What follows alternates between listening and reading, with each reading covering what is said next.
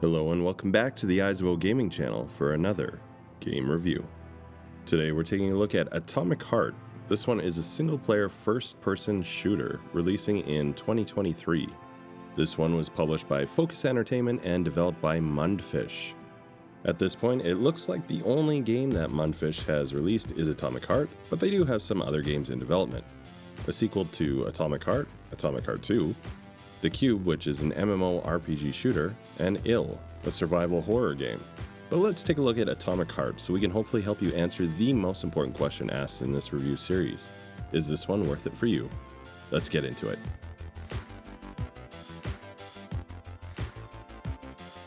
So let's start things off with a really brief look at the plot in order to set up the game for you. This one takes place in an alternate history of 1955. Basically, in 1936, a scientist named Dmitry Sechenov developed a liquidized programmable module called Polymer. This all led to a major technological gain for the USSR in the fields of robotics and energy generation. As you can expect, this deviation from real-world history completely changed how World War II played out, with Germany being at a major technological disadvantage and being defeated in 1942. Due to events that took place in this alternate version of the war, there was a massive worker shortage as a result of the devastation of the population of the world. All of this meant that the robots that the Soviet Union had been developing became extremely important to replace worker shortages worldwide. The USSR robots essentially replaced all manual labor jobs in the Soviet Union, which led to a post-labor era where everybody just relies on robots to carry out nearly all tasks. Now, obviously, if the game is set in a world in a post-work utopia where nobody has to actually do anything, this might result in a fairly boring game. So without going into details in order to avoid story spoilers, it all basically goes haywire with the player taking control of Special Agent Major Sergei Nechayev in Facility 3826, where you'll battle with the robots which have turned on the people and become hostile.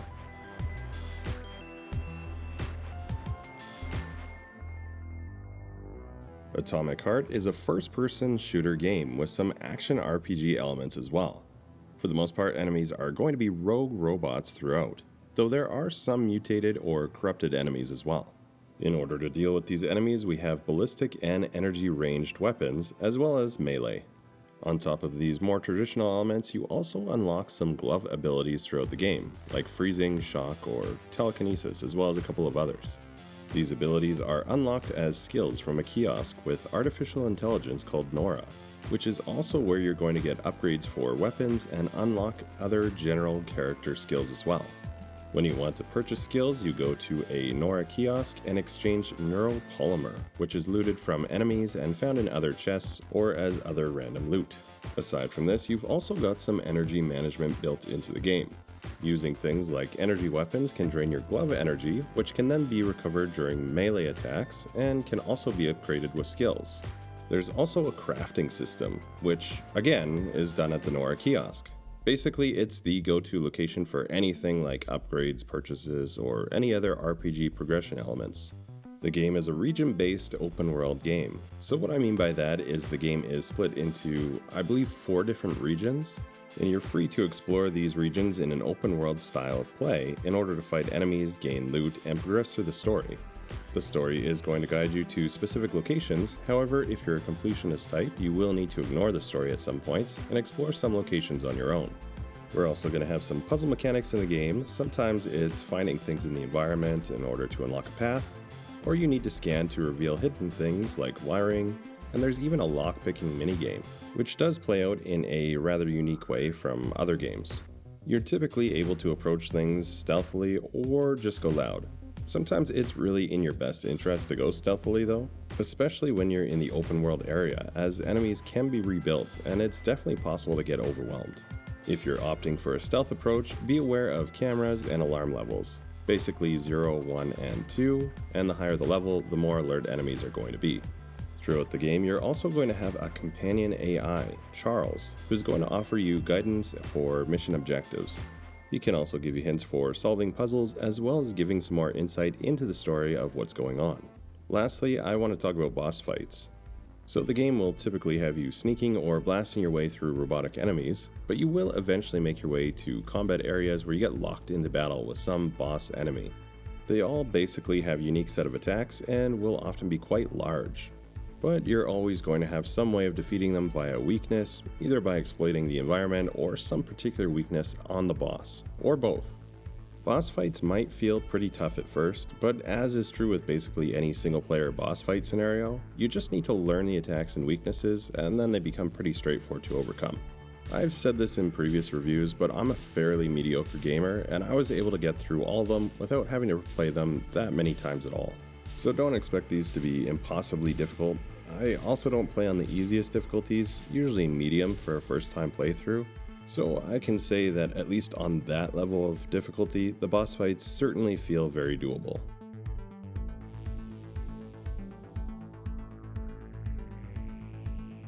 A game, or franchise really, that I was immediately reminded of was BioShock. It's got that same retrofuturistic alternate history style. This time we're exploring an alternate history that has Soviet domination instead of an ultra-capitalistic dystopia as in BioShock, but there's definitely going to be some similar vibes here.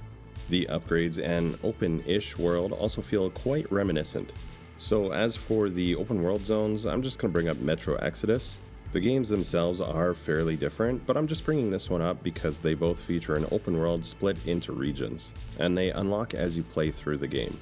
It's also got a similar concept where the main story is going to direct you to specific locations, but if you wanted to get more loot or if you're completionist, you're going to need to disregard that story at some points and go exploring in different areas.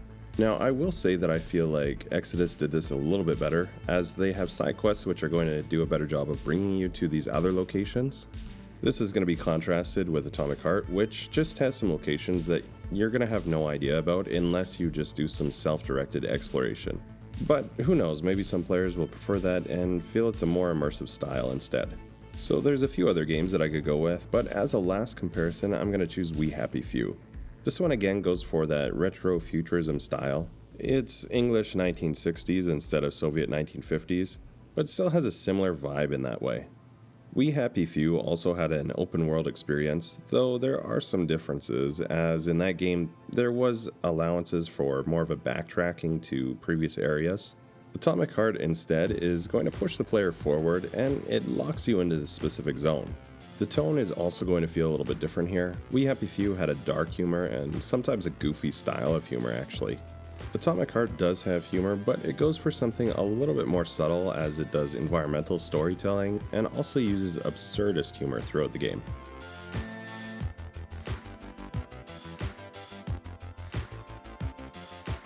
I feel like the most unique aspect of this game is going to be the setting and world building. Being set in a retro-futuristic Soviet alternate world makes for a unique and interesting game world. The AI companion in the glove also adds a bit of comedic relief. It actually reminded me a little bit of Far Cry Blood Dragon, with the antagonistic relationship between the protagonist and their AI companion. Another unique feature in this game is the blending of standard combat options with glove abilities. On top of these glove abilities or powers, there's also cartridges which you can add to weapons to give them additional abilities like freezing or shock, which adds another layer to combat. As far as the bugs and performance go, I did unfortunately run into a bunch of issues. Nothing here was game breaking, though I did get caught in infinite elevators a number of times. Basically, you go into the elevator and it just never arrives anywhere, and you need to restart in order to progress further. Enemies would also get stuck in weird poses at different times, but that and the remainder of the issues were mostly graphical glitches, so not a huge issue, but I want to make sure that you're aware that they do exist.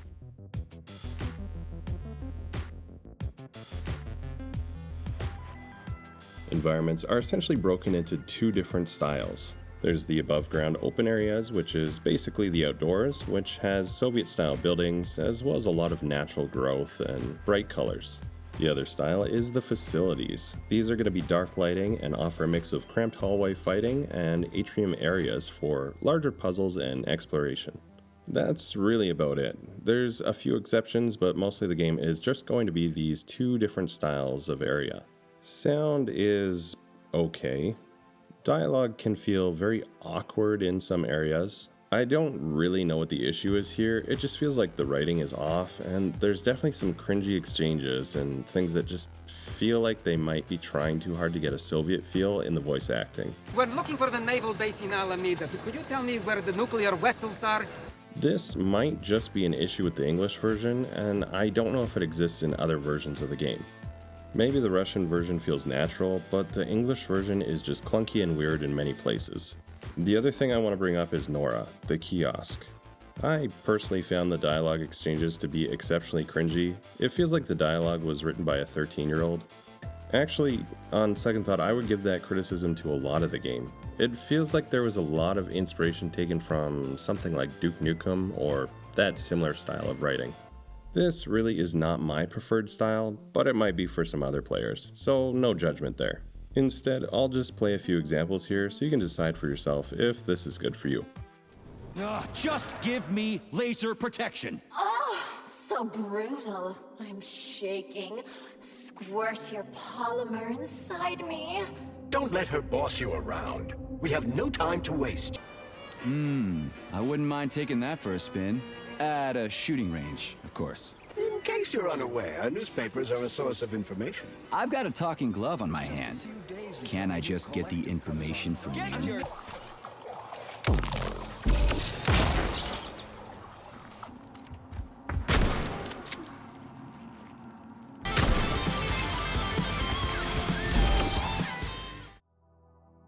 So with the general look of the game done, I'm just going to go into how I felt about the game and if I personally enjoyed it and would I recommend this to a friend of mine.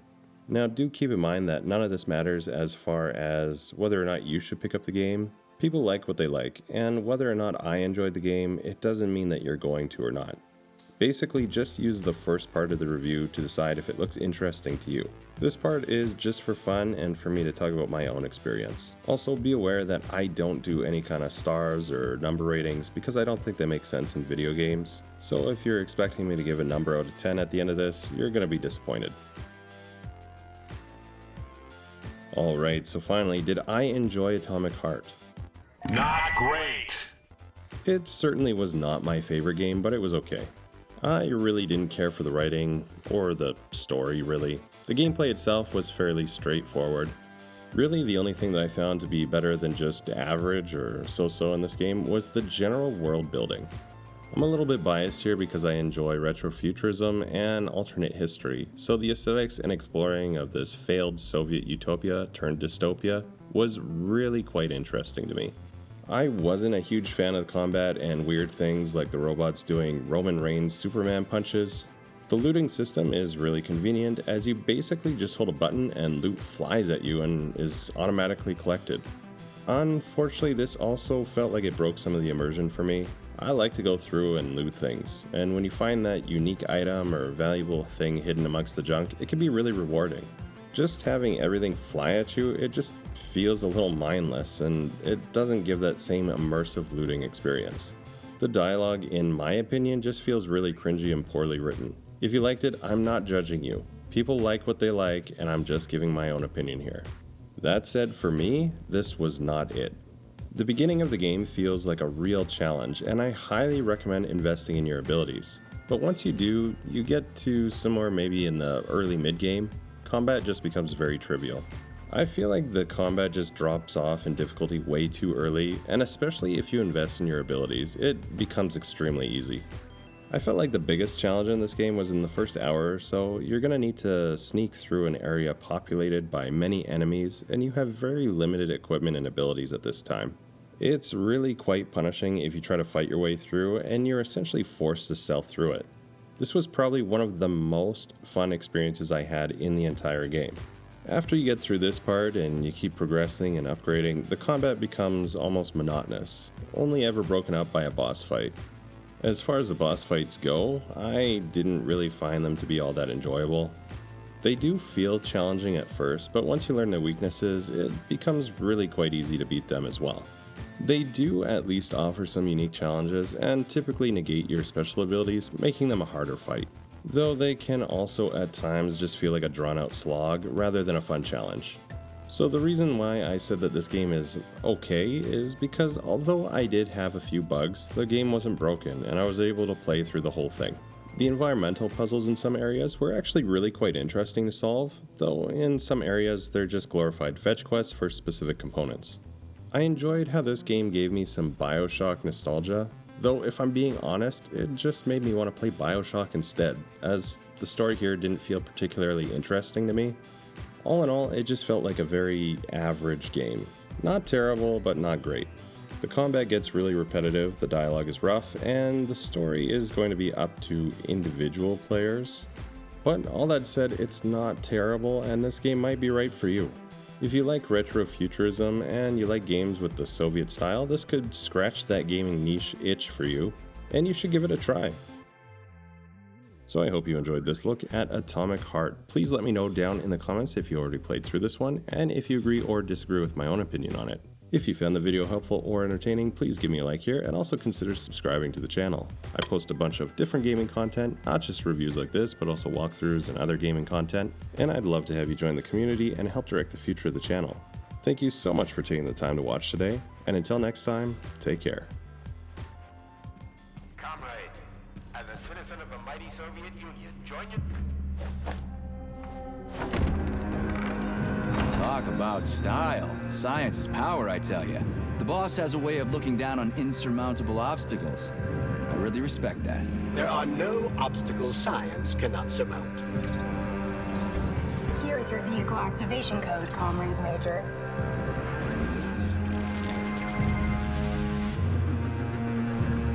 Got it. The vehicle is waiting downstairs. You should hurry. You don't have much time. We can take the same elevator we took to get up here.